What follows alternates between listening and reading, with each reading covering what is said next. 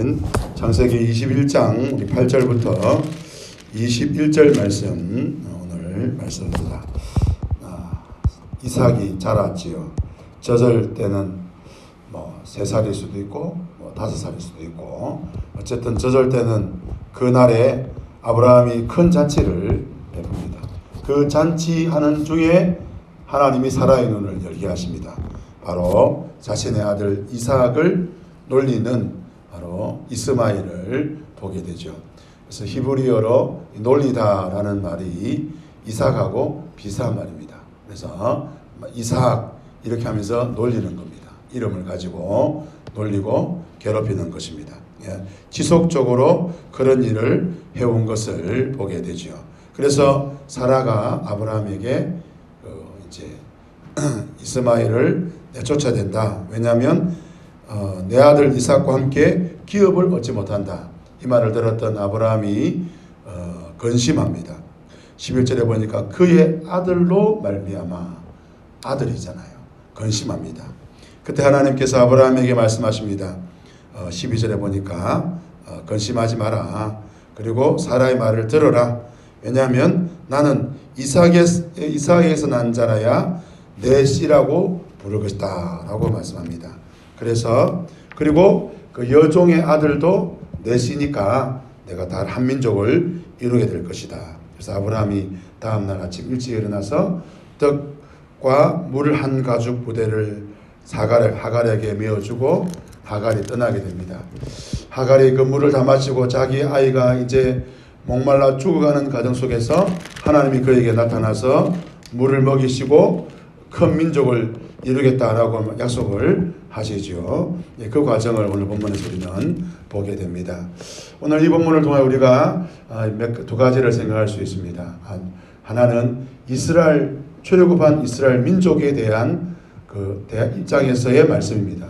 이스라엘 민족의 입장에서 볼 때는 이제 가나안 정복을 해야 되는데 이 가나안 땅의 주인이 누구인가? 이삭에서 난 자인가?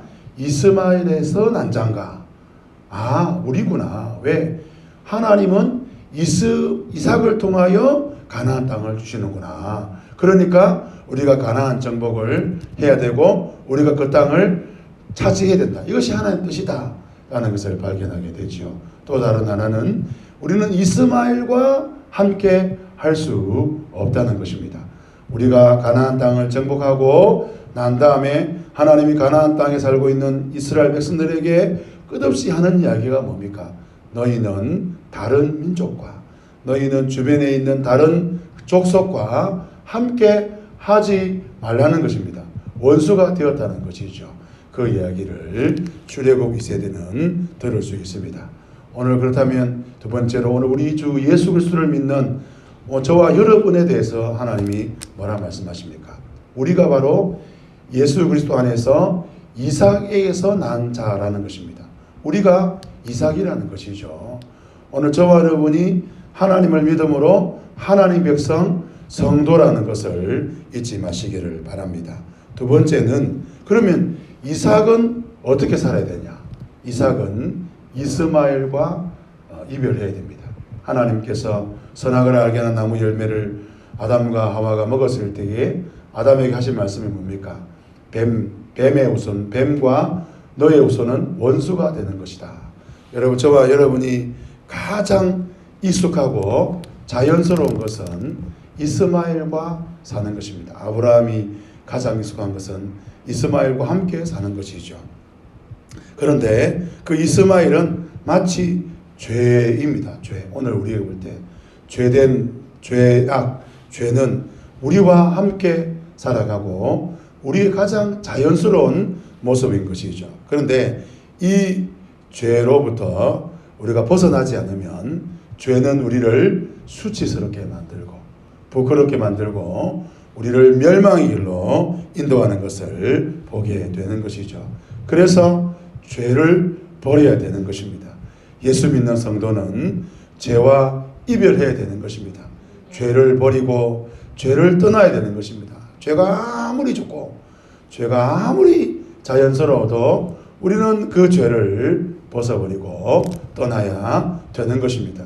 아브라함에게 있어서 중요한 결단인 것입니다. 그냥 같이 살면 안 되겠나? 이러는데 하나님은 떠나라고 말씀합니다. 이스라엘 민족도 마찬가지입니다.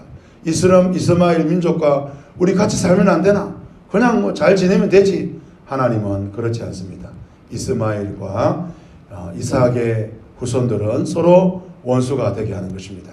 오늘 우리가 이 하루를 살아갈 때에 죄를 떠나는 하나님의 택한 백성 이삭의 자손 예수 그리스도 안에서 성도로 살아가시는 복된 성도